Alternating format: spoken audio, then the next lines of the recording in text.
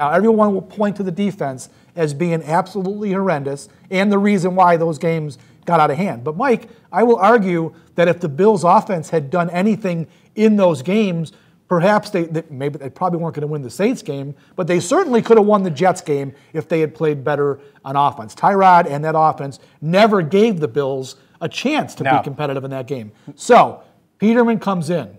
Do you think that he can take this offense, this running game that has been sagging, utilize that properly, and then take these targets that he now has, Kelvin Benjamin, Charles Clay, Jordan Matthews, if I'm assuming he's going to play, Zay Jones is back. Can he be a difference maker? Well, I think there's the possibility. Look, I don't want to read too much into what he did in the fourth quarter of that blowout game when it was garbage time. Yeah. But you do get a glimpse, like we saw in the preseason, of the way this kid plays, which is make the read, see the guy, throw the ball. Now, he'll probably turn it over. I mean, that does happen with young guys and young quarterbacks, but I think he'll do that. The shame of it is what we saw from Tyrod in garbage time really against the Jets when they got some points going. But in the last week, I mean, you did have Kelvin Benjamin. You had Charles Clay back. You have LaShawn McCoy.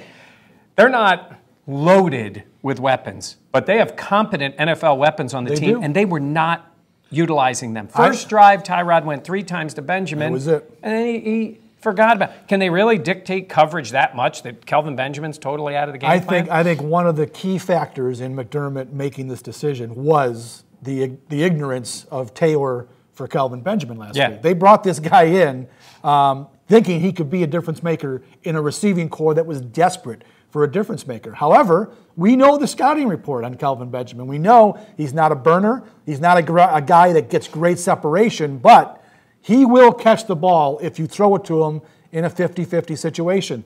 This is Taylor's primary weakness, though. And I think McDermott realized, you know what? We got this weapon. We know he can be good in our offense, but if our quarterback is going to ignore him, what's the point? Nathan